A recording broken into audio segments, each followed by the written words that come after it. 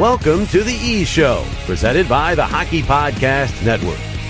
Founded in 2013, the EHL is your next step on the path to college.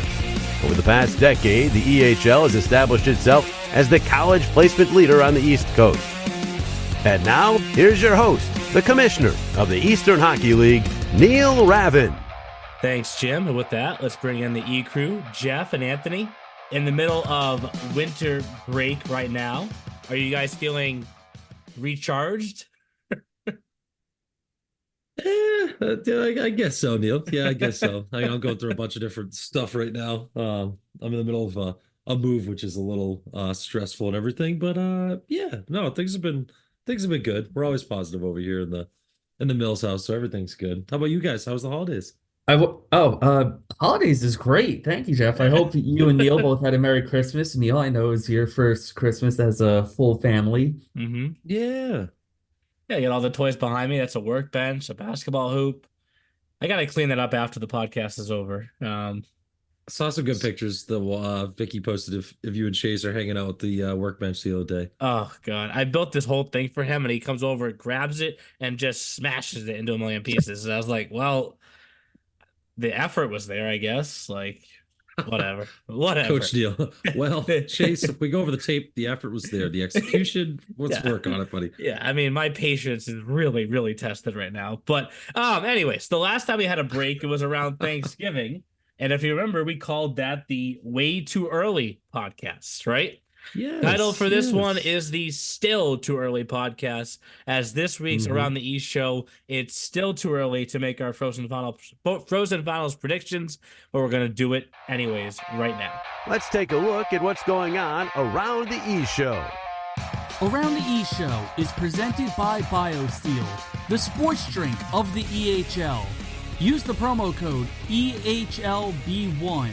That's EHLB1 for 25% off when you check out at biosteel.com. So when we say still too early, it gives us a chance to either keep our picks the same or change our picks from what we had right after Thanksgiving. And there are 9 of us who submitted picks, remember? And I would say 3/4 are looking to make a change. And I think what we'll do is we'll go division by division like we did last time. And we'll start just right at the top, EHL North. So since last time we had the picks, I should say, right after Thanksgiving, the Avalanche had a pretty good December. The Wolves had a December, tough showcase, but still had that one game right afterwards. Spartans, a little bit up, a little bit of down. What was the line, Jeff? Look at this, look at that. Yeah. Ooh, look at this, look at that. Ooh. Vermont won their first game of the showcase against the Bears. We'll get to the Bears later on. And it has a lead right now over Valley, but the key there, Valley has games in hand. Remember, one of those teams, it looks like, won't make the playoffs. The other one will be the 4 seed. It looks like this thing is trending right now. And to recap where the picks were when we did this last, of the 9 picks, there were Spartans, Avs, Wolves, Lumberjacks, Avs, Spartans. The most popular pick now heading into 2024 is we have 6 people, 6 of the 9, sticking with the Avalanche, and then 1 apiece, Wolves, Lumberjacks, Spartans. So you're saying the Avs are good. Yeah, so Let's go Avs. Is this as simple as, this is year number 7. That's crazy to think about, Jeff. He's 7 of the Frozen Finals, and the Avs are 6 for 6 in making it. Is it that simple that we can't host the finals without the Avalanche being there? Not yet. At least I don't think that's going to start this year. David Bason's been a machine, huh? 7 points in 4 games. What a trade that was. I was having some conversations with Tim Kuhns, head coach of the New England Wolves, and we were even making jokes. It's like, man, Tim, Coach Trides could have sent him, the old jokes, send the guy over the other coast, right? Send him over to LA, Send them way away. I mean, the Eastern Hockey League, of course, our footprint not out in the West Coast yet, but Yes. just send him out of the division. Keeps him in the division, and he's eating everybody up, just like he was with the Spartans, still leading the league. And yeah, and I saw that we talked about it. Sorry, Anthony, last week we talked about that 7-1 win over the 87s. That was my most recent game of seeing the Avalanche, and they just had that kind of that good, healthy hate, as we always like to say, that you need in the come playoff time. They seem to have that good combination of skill, sandpaper, veteran experience behind the bench, kind of all the puzzle pieces you want to win a tough division like the North. Yeah, so They I'm score sticking with the a lot Avs. of they score a lot of goals. They don't give up a lot of goals, and that's a very good combination to win hockey games. Yeah. And Yep. you took the words right out of my Especially mouth too, playoff Jeff. games.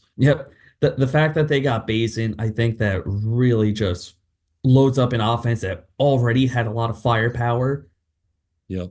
So I think it's a bit too hard to ignore. I still like the New England Wolves as a team, but I think I'd have to switch to the Avalanche because right now what they're doing, it can't be ignored. And yeah, right. You hear that, Chris? It can't be ignored. We're talking about your team. We like your team. They got Your team's to, good. and I guess to give credit to all the other teams, I can say it this way, the Avs have the target on their back. Oh yeah. Mhm. Oh yeah. Because They always right do, now, still. right now they're trying to run away with that North Division. But I know teams like the Wolves and the Spartans, if they have anything to say about it, they could have a good January and then they'll look like the favorites. So we'll Yeah. see. Mhm. But for For now, sure. for me, it's the Avalanche. And a little Mhm. correction for myself, because clearly I'm rusty in the middle of break. We've had 5 years of frozen finals, not 6. But the Avs are 5 for 5 in having made it. This year would be 6 for 6. Sorry, my fellow OG. I thought it was 6. Oh, too. please. I don't. It should be 6. We didn't have one in 2019-20. That's why. That's what we keep doing. Right. Mhm. So, Mhm. well, I take that back. It should be 6 frozen finals. We don't know if the Avalanche would have made it that year. Okay. Everyone take a step back. Right. We don't know what would have happened in 2019-20 that season. That gets talked about was way that? too much. Like Logan Descanio just called. Jordan Buffalene just called the Vermont Lumberjacks. Yes. Oh, Jim Lasso's also on the line. Remember, I mean, what's crazy, we'll do a whole episode one of these years about that 2019-20 season. Remember, we had 3 7-team divisions. Like, it was kind of like very wonky. If anything, the best part of that year that came out of it was that the following year we started actually having the 4 regionalized divisions, and I think it's built up some stronger rivalries because of it, right? And speaking of that, we mentioned this last week too, Jeff. Right now, if everything stays as is, we get, for the 3rd year in a row, a first-round matchup between the Wolves and the Spartans, which would be pretty entertaining, to say the least, right? Mhm. And maybe in that regard, Jeff, Coach Kuhns is like, all right, I'll put off facing David Basin for the first round, and maybe hope there's an upset, right? And the Avalanche, right? They're kind of like, well, who do we rather want, Vermont or Valley? Much shorter trip to Haverhill than it is to Burlington, Vermont. But you can't play those games, of course. But right now, as I mentioned, do it. Peyton Manning and Tony Dungy did it years ago. Yeah, didn't they? losers. Anyways, look at the sweatshirt today, Jeff. Losers. Oh, Dad. Hey, Dad. Hey, Brady. Yeah. That's why I feel the way Christmas I present looks fresh. No. I have had this for a few years. But as I mentioned, six of the 9 of us are choosing the Avalanche to win the division, and the still too early picks, and then 1 apiece: Wolves, Lumberjacks, and Spartans. And it's gonna be interesting. I do think the North isn't quite what it was last year. And are we releasing everybody's names for who's picking who, so the dartboards can get. Oh yeah, okay. built? So Neil, Jeff, Tyler, Anthony, Go ahead, put us all out there. Trevor, There you and go. Mike are all saying Avalanche. There we go. Justin with the Wolves, Jake with the Lumberjacks, Haley with the Spartans. To the Perfect. east we go, and the first change that was submitted before anybody else was Jake, and he goes, I cannot believe I didn't pick the Terriers in the way too early picks. Maybe I was just so early that I was thrown off by them. But he's moving to the Terriers in the East Division. Everybody else has either the Express, Rangers, or Wizards. So there's 2 of us. Good picks, I would say. There's 2 of us that have the Wizards. Myself and Trevor not changing from what we had back right after Thanksgiving. There's two people that have Hashtag Andrew Harley. Yes, exactly. There's two people that have the Rangers, Anthony and Mike. And then the Express, Haley sticking with that pick, Justin sticking with that pick, Tyler, the broadcaster of the Express, sticking with that pick, and Jeff switching to that pick for the Express. Yeah. So a good balance of four different teams, and we've touched on it throughout the first few months of the season. It has been competitively the best division so far. So what is the X factor to any of those four teams winning? Or hey, you can't count out the Seahawks for Bandits either. What is the X factor in the beastly East Division, as you love to call it, Jeff? Well, I mean, I think one of the easy things that I would look at is we've talked about it all years. The Express have played the fewest games in the entire league, so they have the most opportunities when you look on paper to collect as many points as possible with their 22 games still left on the season. They've played 24, so they've almost played a little more than half.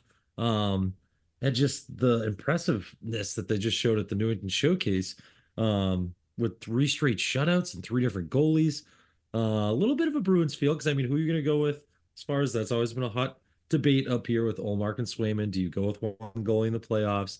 So that'd be interesting for Coach Coda. A good problem to have, right? For a coach to have 3 very good goalies and decide who do you want to choose for starting the playoffs. But we always say defense and goaltending wins a lot of these championships. You look at teams like Anthony's 87s with Owen Haynes getting hot years ago. Jack Bosher helped the Express get all the way there. Liam Kilgallen with the Wolves years ago. Then you look at all the Avalanche goalies, the Rangers goalies, David Felak, of course, winning the MVP last year. Nate Miller being a huge difference maker. But now they finally have scoring too with Simopoulos and Walker and Perry and Earnsview. I like their balance. Not that I don't like the balance with the Rangers, but I don't know, something just kind of is pushing me a little bit more towards the Express. And hey, it didn't bother the Rangers last year, right? They finished a point out of winning the East, and they still were able to win the whole damn thing. So Rich may just say, you know what, we'll just do that again. It was triple overtime on that Sunday. Remember, it took them triple overtime to beat the Express, and then lost game 1 of their series with the Railers in Providence. But Anthony, an X factor for you to come out on top in the East Division. Oh man, I mean, it is a very offensively talented division where the Rangers and Wizards both have over 100 goals. The Express, they're at 91, but they also have 3 games in hand on both the Wizards and the Rangers. So, once they get to 27 games, they'll probably break 100 goals. But I think come playoff time, we've seen it all the time. High flying offense team, and once you hit the playoffs, those goals are much harder to come by. Yeah.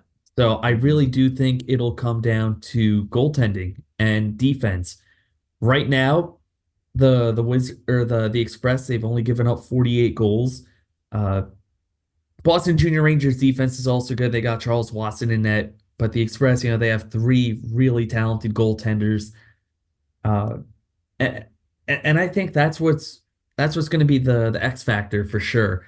I guess I'll stick with the Boston Junior Rangers for my pick, but I do think Jake brings up a really good point about the Boston Junior Terriers. I'm not going to pick them officially for the Frozen Finals, but I can absolutely see them pulling off an upset. Just like a few years ago when we saw the Seacoast Spartans upset the New Hampshire Avalanche, who had the best record that year in the EHL. I think that was 2 or 3 seasons ago. Yeah. I mean, the Boston Junior Terriers, they have had such a great first season, and they have a goaltender of their own who's been really good. Yeah.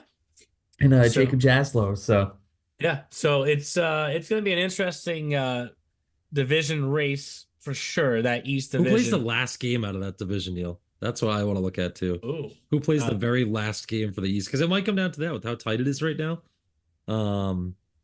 I'm trying to scan it. It looks like I'm going, clicking. You can see me on my laptop over here, clicking away. I'm clicking with you, pal. I got 3 different screens going at once right now, just to try and make sure we got everything covered. So this is Monday, Express Monday, Philly March 4th at 2:15. Express Philly Hockey Club. Yeah, we're gonna do a lot of Instagram live sessions, if you will, Ooh. in Philly for that showcase, because imagine if the division comes down to that game. Imagine on Monday, March 4th, the Express are facing Philly Hockey Club. The Express need the Toward win the East. to win the East. Philly Hockey Club needs the game to make the playoffs or to Oof. host the play-in game, right? Oof. So that's a possibility. Like That's a very high possibility. I mean, look at the game right afterwards. Valley versus the Rough Riders. That could be a game where both of them needed to make the playoffs, right? Mhm. So we cannot stress this enough. You know, if you can take care of business before you get to Philly, it's going to make things a hell of a lot easier for you. But it may come down right to the wire on that last day. So, but we'll go to the Central next, and this one's interesting because when we made the way too early picks, Ryan Crouchaw was a member of the Connecticut Chiefs. Mm-hmm. Since then, he joined the Apple Corps and won 7 straight starts. I mean, Yeah. if Adam Casper doesn't go 5-0 in December with a minuscule goals against average, I mean, Crouchaw is the goalie of the month. I mean, his argument is, you gave me star of the week twice, Neil. What the hell are you doing, right? But I mean, 7-0 versus 5-0, one with a little bit better goals against and save percentage. I had to go that direction, but he's been that good. And is there a sign in the Apple Corps locker room that has the Railers logo on this with the words like revenge just stamped everywhere? Because ultimately it's revenge for this year and last year and the year before. Like and all the other years. This is like, they have to, in order to make that step, they have to go through the Railers, right? And it's one of those things that I'm sure Lenny Caglione is thinking, like, we want to slay Goliath. Is that probably a fair statement? I'd say so. I mean, it's been the Chiefs, right, out of the Central that's really like tested the Railers playoff wise out of all those teams. So yeah, I mean, the Apple Corps, like we've talked about all year, Lenny and Nick have done an excellent job with just transforming that entire team. We saw the Bankovitz brothers interview with Jake at the showcase. They talked about Ryan Crowshaw's presence, not just his skills in the net, but his personality they really like. And yeah, I mean, it just takes sometimes the old school 1-for-1 hockey trade, Crowshaw for Vanilla, to really kind of shake things up and reset that whole entire New York Apple Corps team. Like we said, it's too bad that the Railers and Apple Corps have already played all 4 of their games this year. And like you just said, Neil, without Ryan Crowshaw, because I think that might be maybe a 2-2 split now if you throw Crowshaw in there. Who knows? Maybe it's I don't know. I mean, I don't know. I can't play it out. So Coach Bertoni, don't go throw anything in my mailbox. But love you, Sean. But no, you don't know, right? And you can't go into the simulator and simulate anything that didn't happen. But yeah, I just think the Crowshaw trade really has pushed them, and they're starting to really find their scoring stride with different guys, like we said, with the Bankovitz brothers, 5 points each the other day, one with 4 goals and assists, the other with a goal and 4 assists. And yeah, they've just started to push all the right buttons. And I think that, yeah, I mean, like we said too, I mean, the biggest thing right now, Anthony Neal, is how many games teams have played and how many points people. I know we haven't gotten to the South yet, but that was why I wanted to pick the 87s to take over the Bears. But and same with the Apple Corps. I would love to make that cooler pick because everyone is chalking up the Railers because of how good they are, and I don't blame them, myself included. I would have liked to have switched Apple Corps to them, but they're still down 8 points. Like, you have to have a team fall on their face, and then you have to continue your red hot streak to be able to surpass teams now at this point. And it's just the odds of that are happening are not good. And our way too early picks, 7 of the 9 picked the Railers, and the 2 that picked the Apple Corps were Justin and Anthony. Anthony, you did not predict this trade. Okay, I can make that bold statement. You did not think this trade was coming. But now that the trade has happened, are you changing your pick? I mean, we talked about it before the podcast, and I do find it funny that, like, right after I picked Apple Corps in the way too early picks, the Railers just go and blow out Apple Corps for 2 straight games, where it's like the Michael Jordan meme, and I took that personally. Yes.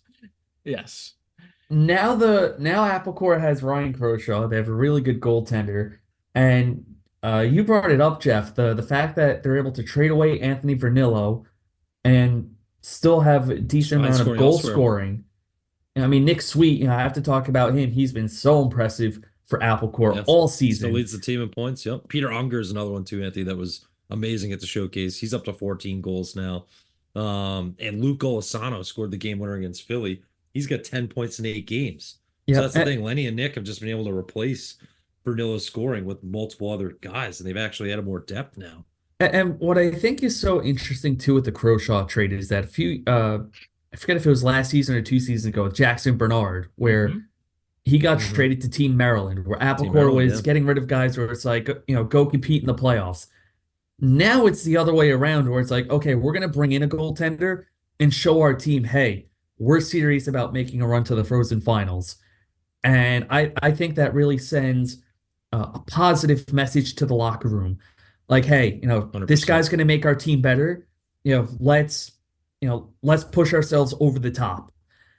And I mean, That's a honestly, good point, Anthony. That goes back I to the think, culture, right? That Lenny and Nick yeah, are helping build.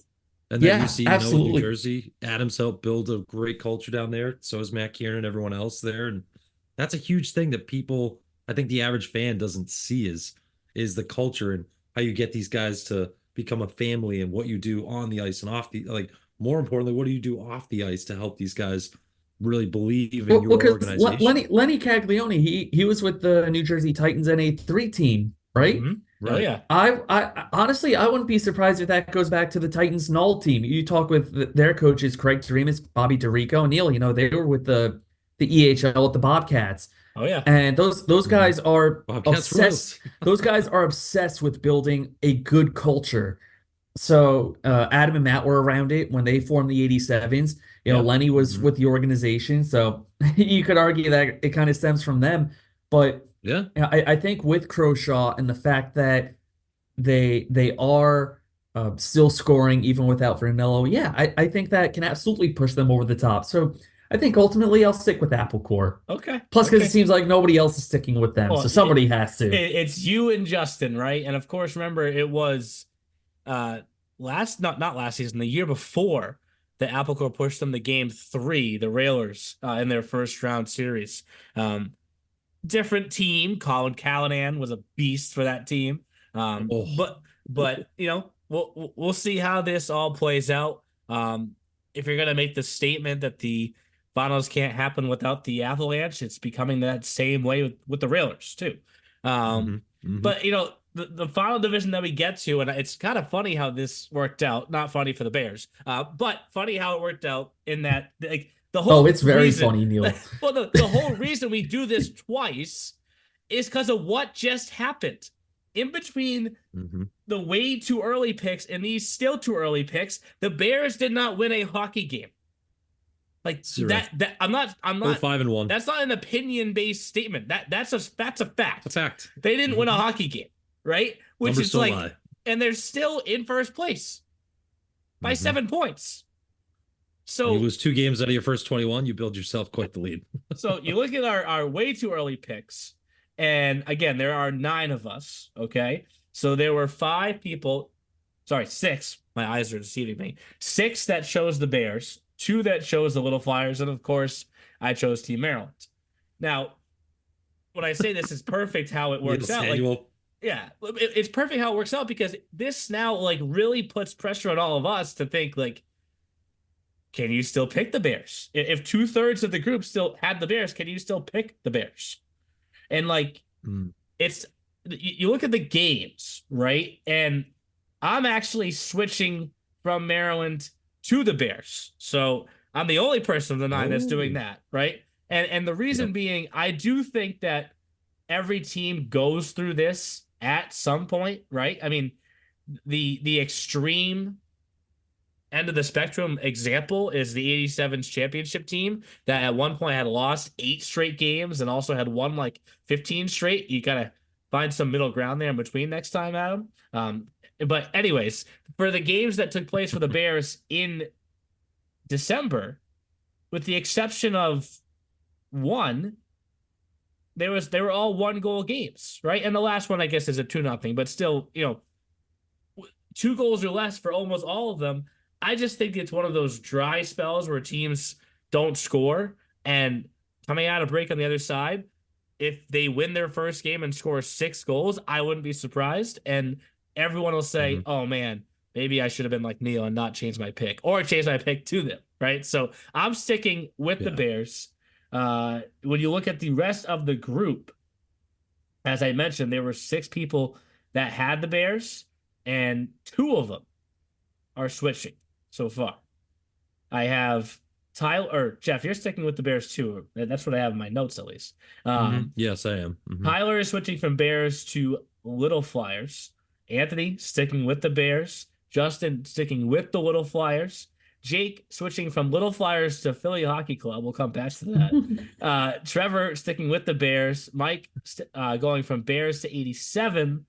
And Haley sticking with the Bears. So I do know one reason why Jake believes so strongly in Philly Hockey Club is the recent play. Party. Well, the recent play of Cross Sherman, right?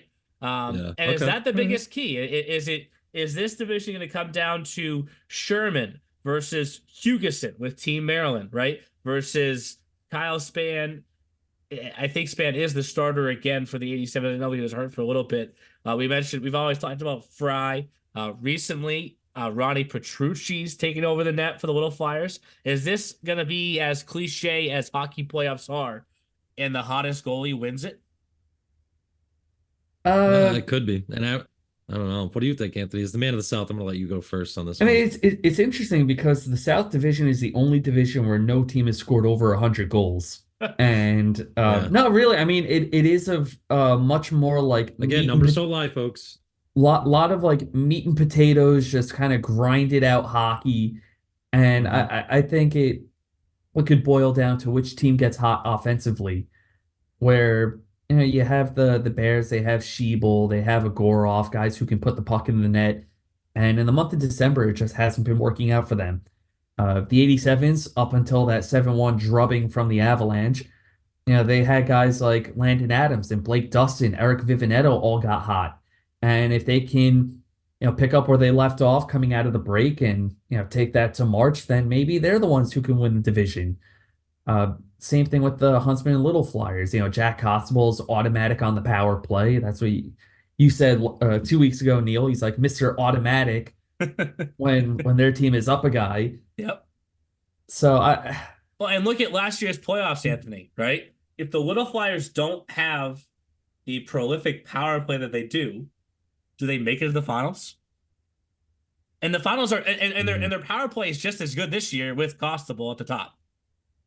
Right? So that's why I say he's automatic. Like if I'm scouting against the Little Flyers, as simple as it and probably too easy to say, just don't take penalties.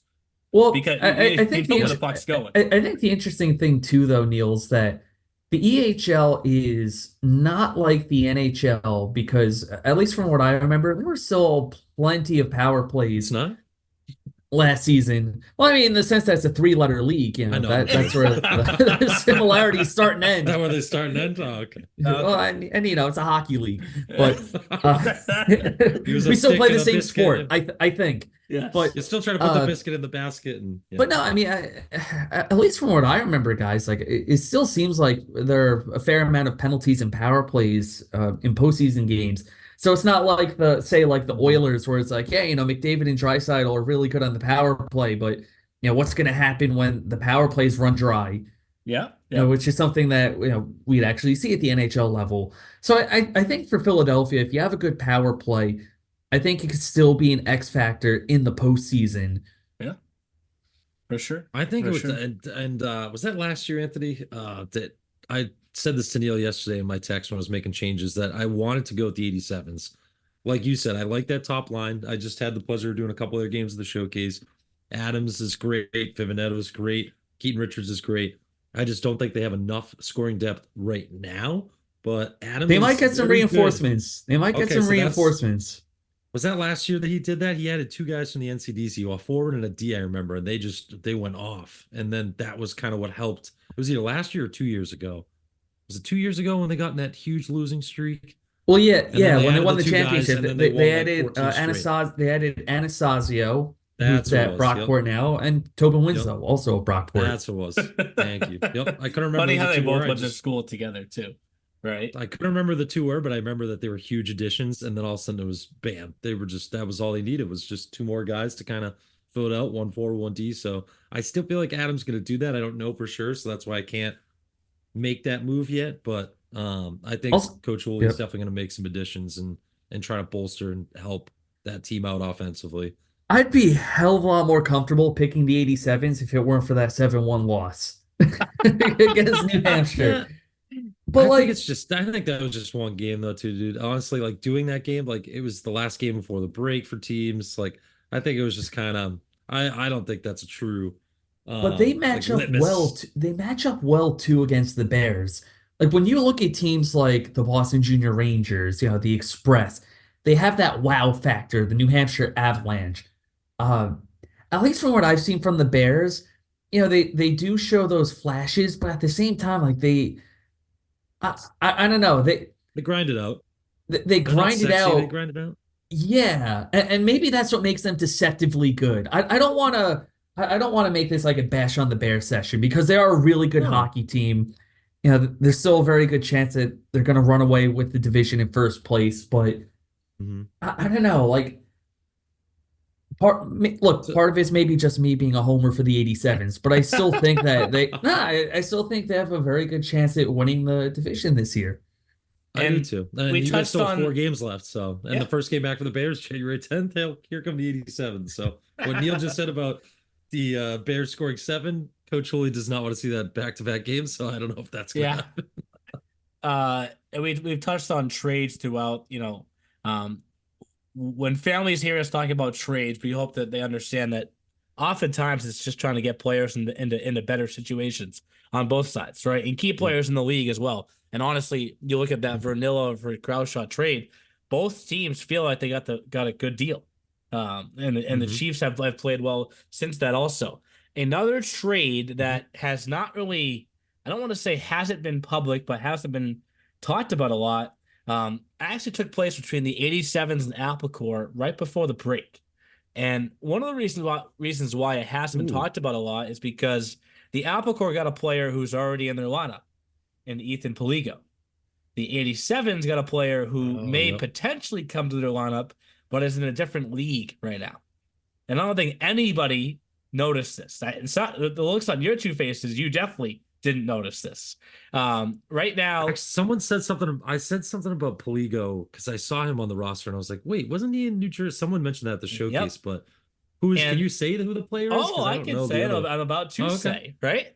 The player is Lucas Salas. And right now he's playing in the NCDC for a former EHL coach for Terry Watt. And he has said, if I do come back to the EHL this season, which there's a possibility that he does, why not play for the team that's a little closer to my hometown? And I don't know the geography of New Jersey as well as Anthony does, but I know that I believe Hazlitt, New Jersey it's very close. Very close to where the 87s play at Jersey Shore Arena in Wall Township, right? So AHL player. I can tell you the Wilkes-Barre Screen Knights are starting to skid a little bit, so I don't know if that's going to change Lucas's mind anytime soon. And just, age out season, end up back closer to home. Just something to keep an eye on.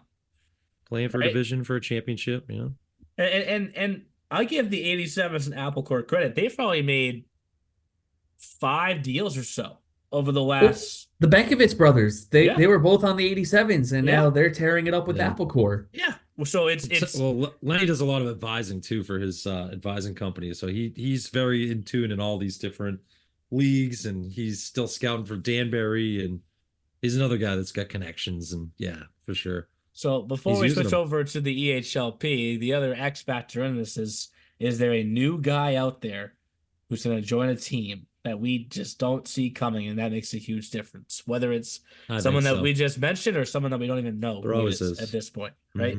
But we kind of started to hint at the EHLP a little bit, and funny enough, in the middle of everything going on for the Bears right now, I get to announce that they're adding an EHLP team next year. They will not make the finals of the EHLP level this year, obviously, because they're not in the EHLP. But we'll start down south and work our way back north for the EHLP. And first, just to recap the changes to the picks.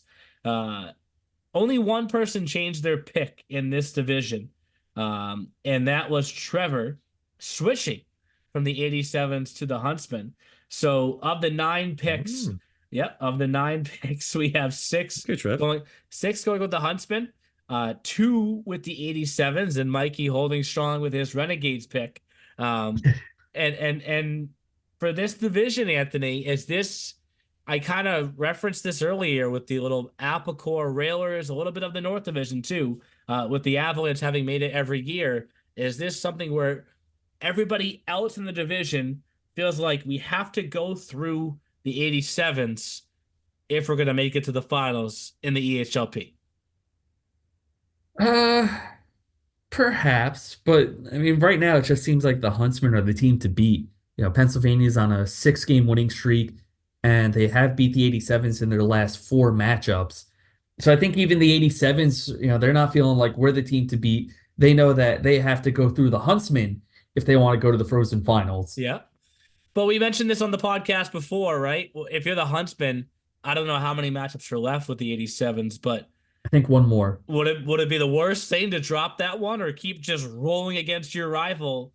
You just win whatever games you play, Neil. Okay, Come on. okay. Well, hey, don't get too carried away by the playoff seedings. I said that back in 2013 when my Quinnipiac Bobcats beat Yale 3 times and then lost the big one. So that's all I'm trying to say, right? And hey, and Mikey's pick. I got it last year, Neil. The Renegades haven't made it that far in the EHLP playoffs before. But you look at their final weekend, they lost by a goal to the 87s and then swept the Little Flyers. This is potentially the best Renegades team we've seen. We'll see what comes out of it, when the postseason gets underway. But right now, it does feel like another crash course for the same Mid-Atlantic Division Finals that we had last year, which was 87s versus Huntsmen. So continuing to work up, though, from there, we go to the Boston Division next. And in terms of changes that took place, this one I think is hysterical. So this is classic Jeff. I'm sorry, Jeff, if I make you feel bad with this, but when you take something away from the Rangers at the EHL level, you have to then give it back to them at the EHLP to make them feel better. Like, that's what I love about you, is I was like, I kind of know where he's going with this. But you look at the only change, as I'm mentioning here, he did have the Express as the at-large, but he's giving it to the Rangers now. So in terms of division champions, or division champion, I should say, the 9 picks, 8 of them are for the Railers. Anthony holding strong with the Express there. And then when you look at the at-large, almost every single person's at-large is coming from this Boston division, with the exception of Mikey, who's rolling with the Thunder there. But everyone else has either the Express, Rangers, Railers, or I'm taking the Warriors as their at-large. So this Boston division, we've touched on it so much. It's the best division easily, top to bottom in the EHLP, and there's no way to think that that's going to change at all in the second half. Yeah, it's loaded. I mean, who are we kidding? If you look at these other divisions, I'm sorry to offend anyone if I do, but yeah, no, between those 4 teams, we've talked about it, right? The Express, the Warriors. The Warriors, that's a team that your heart breaks for, right? In 4th place with 31 points, you'd be in 6 points out of first, and in 2nd place in the Mid-Atlantic. Yeah, you'd be same thing in the New England division. You'd be in the same exact spot. You'd be in 2nd place, eyes in the 1st place, but the Railers are an absolute wagon. The Rangers are an absolute wagon, and the Express are still really good. I don't know. The Rangers and Railers will really start to just continue their insane pace. And again, yeah, no offense with changing. So I'll wait till Rich texts me and we're not going to win the East of the EHL, but we're going to win the PJF. What's going on there? I'll wait for that text, Rich. But yeah, I don't know. I couldn't comfortably look at that and say the Rangers aren't going to make the Frozen Finals and Premier with this good of a team. So I had to make that switch. But we're all taking the Railers to win the division, except for Anthony, rolling with the Express. Is this a carryover? Are we still in carryover momentum mode from what they did last postseason because they really haven't slowed down since March. Perhaps. I mean, they have a very respectable 15-6-3 record. And look, I mean, the Railers and Boston Junior Rangers, they're clearly playing much better hockey right now. But I think part of it is that the Express is having such a resurgence for both teams this season. And on top of that, I don't know. I just feel like playoffs, you see some upsets, and I just wouldn't be surprised if the Express are able to upset the Boston Junior Rangers or the Railers or both.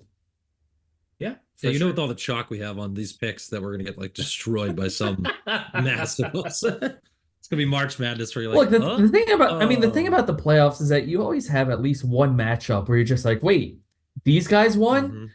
Yeah. And I don't Every mean year. to call the Express these guys because again, they are a very good team in their own right. You know, Right. they still No, have a plus absolutely. 34 differential. They've broken 100 goals just in 24 games.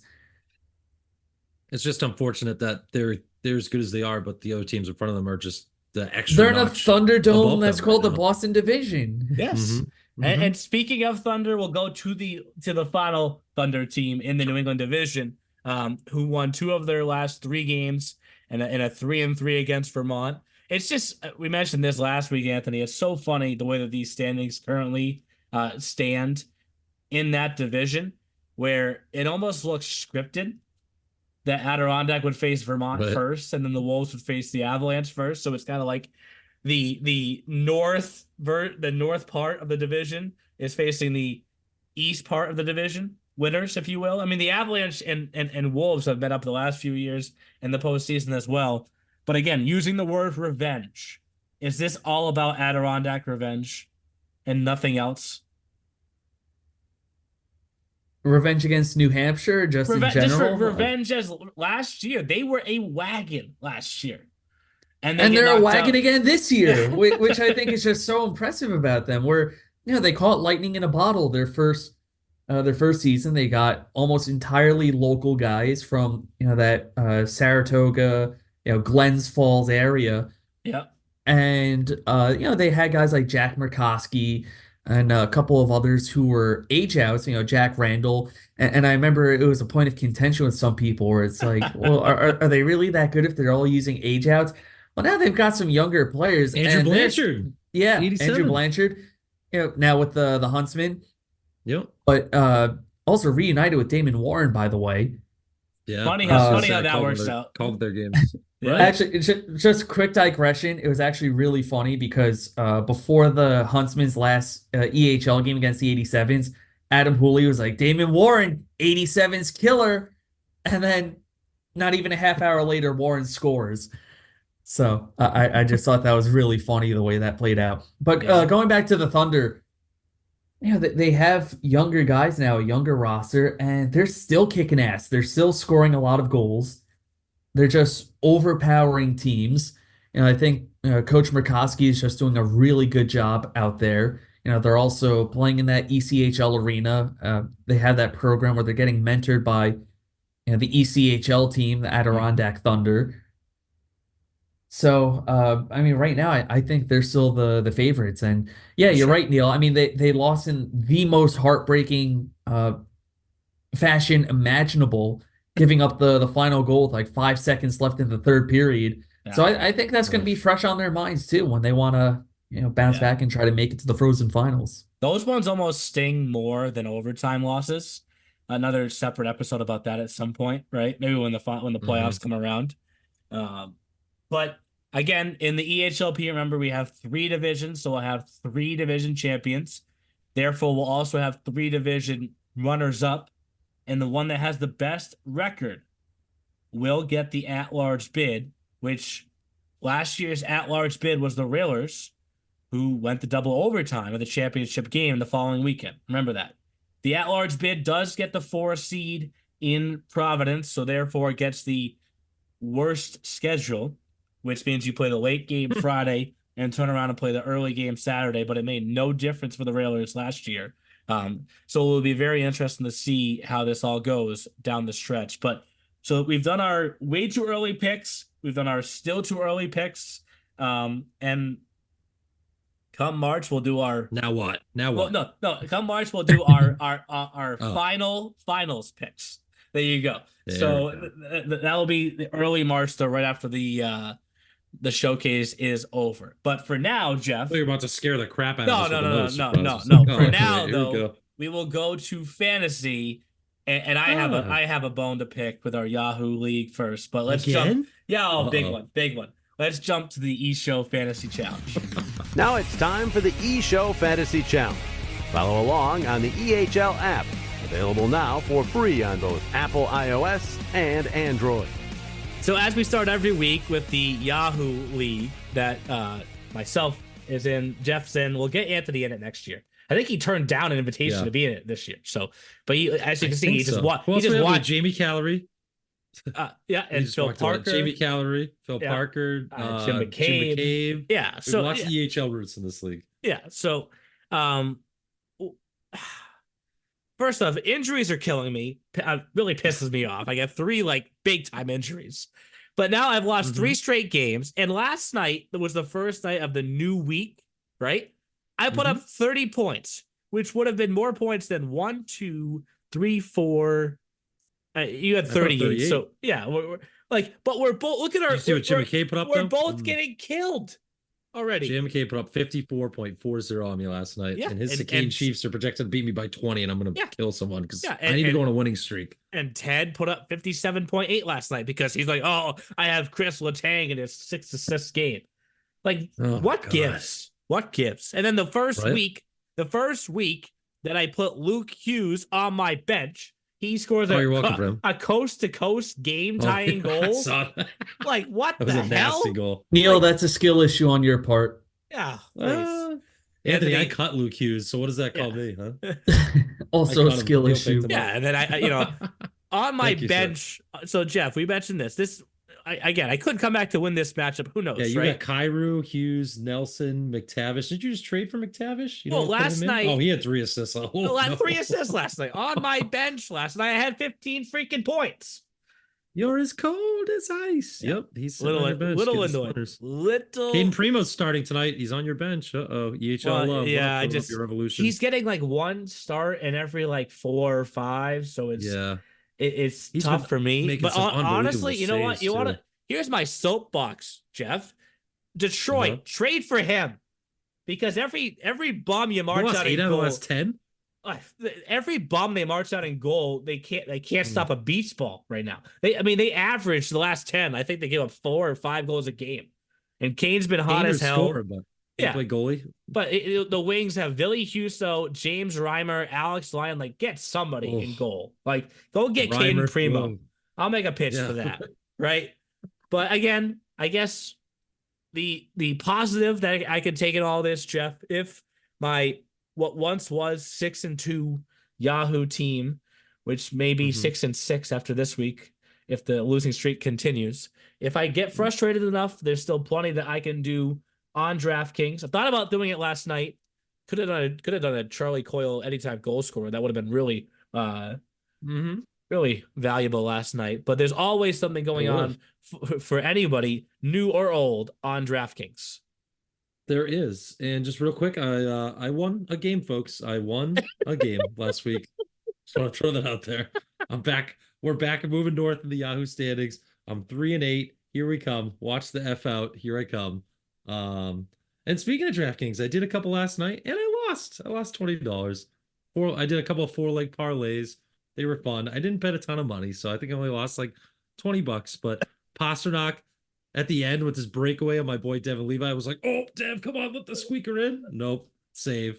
I also needed him to get 1.5 more shots. I don't think a half shot exists, so he needed 2 more shots to get me that. But hey, it's okay. DraftKings is still a great place to be, folks. So bet all that action on the ice with the DraftKings Sportsbook, because Yahoo Fantasy will drive you to drink and it'll drive you insane. Download the app now and use the code THPN. New customers can get $150 instantly in bonus bets for betting just $5 on hockey. Yes, we say this every week. It sounds incorrect, but that is correct, folks. $150 instantly in bonus bets for betting just $5 on the beautiful game that is hockey. That's code THPN, and it's only on DraftKings Sportsbook, an official sports betting partner of the NHL. the crown is yours. Reminder, bonus bets do expire 168 hours after issuance. And do you have a gambling problem? If you do, you can call 1-800-GAMBLER. You can visit www.1800gambler.net. In New York, you can call 877-78-HOPENY, or you can text HOPENY, which would be 467-369. In Connecticut, help is also available for problem gambling. You can call 888-789-7777, or you can visit ccpg.org. Please play responsibly on behalf of Boot Hill Casino and Resort. 21 plus, age varies by jurisdiction. You can void that if you live in Ontario. Bonus bets do expire 168 hours after issuance. See dkng.com/hockey for eligibility and deposit restrictions, terms, and responsible gaming resources. NHL and the NHL Shield are registered trademarks of the National Hockey League. Copyright NHL 2023. All rights are reserved. So last week, in terms of EHL fantasy, Anthony, you missed the Howard B type session for Joe Chase, who won fantasy. So another one Anthony loves. Yes, the 3 tickets punched so far again. Myself, Marc-Andre Dumont, father of Jordan Dumont, goalie for the Connecticut Chiefs, and then Joe Chase, alumni of the New York Apple Corps. So 2 tickets remain, one for January and one for what we're going to call February through the showcase, right? Because the showcase ends on March 4th. So realistically, because February is always a shorter month, it's kind of its own 30-day month, if you will. Round up to 32, whatever. So 2 tickets left to get down to what will be 5 people competing in the round of champions in March. I know that no one on the E crew has submitted their picks yet for January, but are there guys that you're targeting? Or do you not want to give away your secrets here? I know we've been going through every week about all these different guys, and we've seen the different recipes for success that you guys have all had. I mean, Cam Reardon has been the winning goalie 3 months in a row. Let's just acknowledge that again. He's been part of the winning team. So if you pick him this month, he's going to go down the toilet. And you're gonna get nothing. You look at the forward on his team. AJ Lackas had 2 very strong months and then not as strong in December. Jack Costable had 2 very strong months. The middle month wasn't as strong, right? So are there other names? I did that with Carson Fry last month, and then he got me no wins. Yes. I went Carson Fry. He did me dirty. I mean, Bason's a great one right off the bat, right? He's still leading the league in points. He looks excellent with the Avalanche. Zach Rollo, 06 forward for the Chiefs, just named him forward of the month. Maybe the addition Josh Swan from the Chiefs. Yeah, maybe the addition of Vernillo helps spark some Chiefs production. Cooper Smith had a huge showcase. So if the Rough Riders are gonna make a run here to get out of last place in the Central, he's gonna probably have to put the team on his back. So these are Aiden O'Connell from the Wizards. That's another one. Or you can go to the P. Charlie DiMartino, PJ Sweetie. Those have been automatic picks. How about Jim? How about Jim first year? How about Jim Fitzgerald, defenseman for Adirondack, with 37 points, 37 fantasy points from the blue line. Huge, absolutely huge. So again, the picks are all due next. I gotta check the calendar here. We return to action on the 4th. So we're technically giving people. Aren't they supposed to be in by the 1st? Well, we don't have any games the 1st, 2nd, or 3rd. True. So, but get them in early, damn it. Well, yeah, I agree. Get them in early, no doubt. But we have 2 Speaking games. of someone that hasn't submitted their picks yet. Jeff, if you don't have your picks in by January 3rd, we're gonna have to just call you out publicly for that. No, they'll be in. Don't worry. But there's 2 games at noon on Thursday, January 4th. We have Terriers versus Express and Maryland versus Little Flyers. So before the puck drops for either of those games, your picks are due. So yes, sir. I already have 15 picks in, just saying. So people are. You do yours yet, Neil? I've done my research. I have some ideas, right? I have some ideas. My hint, I'm thinking of a wizard for forward Mm. this year. So You're I don't going want to give Aiden anything. O'Connell, I can smell it. There's a few different names that it could be You're there. going Mika Kaleshi, and I can Yeah, smell that. I had a secret defensive pick, but Anthony just threw that one out to the public. So, How about? I mean, it really wasn't that secretive because he won Defenseman of the Month, right? So you should Yeah. notice that, right? But again, this is something He's in the where top 20 in scoring. You just go. Boop, there is D. some luck though too, right? I mean, the month that I won, I was one of only 2 people that had Jack Costable, right? Which is crazy to think about, right? He had 7 goals, 7 assists, 2 hat tricks, 9 power play points that month, right? So, again, everyone's picked him like crazy since then. So maybe you mentioned this, Jeff. Everyone's gonna probably try and pick Cam Reardon again. That's a lot of pressure to put up over 200 saves and 3 wins like he did each month so far. So. But again, deadline to get your picks in 1 week from today, almost to the hour. I mean, it's 10 o'clock right now as we record this, but you have until noon. So get those picks in, get them in early so that you have the chance to be a part of the round of champions. So that will do it for the eShow Fantasy Challenge. We'll wrap things up now with what to watch for. And now here's what to watch for in the EHL and the EHLP. What to Watch For is presented by Flow Hockey, the official streaming platform for your EHL and EHLP action throughout the 2023-2024 season. And what to watch for, really, we can't pick any games, and we'll just kind of tease things again. Next week, episode 200, working on a special episode for everyone. It won't. I know you haven't even told us about this, folks. So Neil's been very keeping this under wraps. Got 100 different things in my head.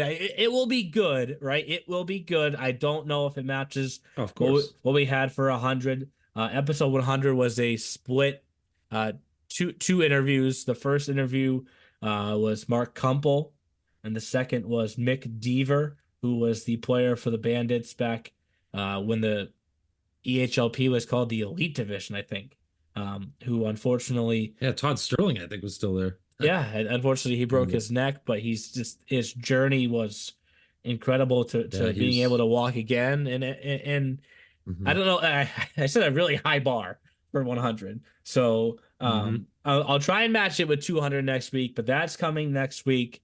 And that will drop the day that these games return to action for the league. And remember, when we get back to action in January, it's like you get back in the car and you just put the car in drive and step on the gas, and you don't take it off until we get to the end. And from January 4th to March 31st, it's going to be a dead sprint. And for some teams more than others, right? So, you know, look at the Express. They have more games than Philly Hockey Club, who's played more games than anybody else right now. So it will be very interesting. Full steam ahead for the Express. Yeah, I love that, Anthony. I love that right there. So it's going to be 3 busy, jam-packed months to figure out who our champions will be in the EHL and EHLP. And we'll see if, past trends continue. And some of these teams like the Avalanche EHL and the Railers EHL, and then Railers and Rangers EHLP and 87s EHLP, who have kind of set up this pattern that the finals can't take place without them if those patterns continue this year. So we're almost through holiday break. I hope that you guys get the chance to now enjoy the New Year's Eve weekend. I'm actually skiing for the first time in 18 years this weekend. So let's test out let's test out these 32-year-old knees. If I come back with a torn ACL, don't say that. Knock on wood.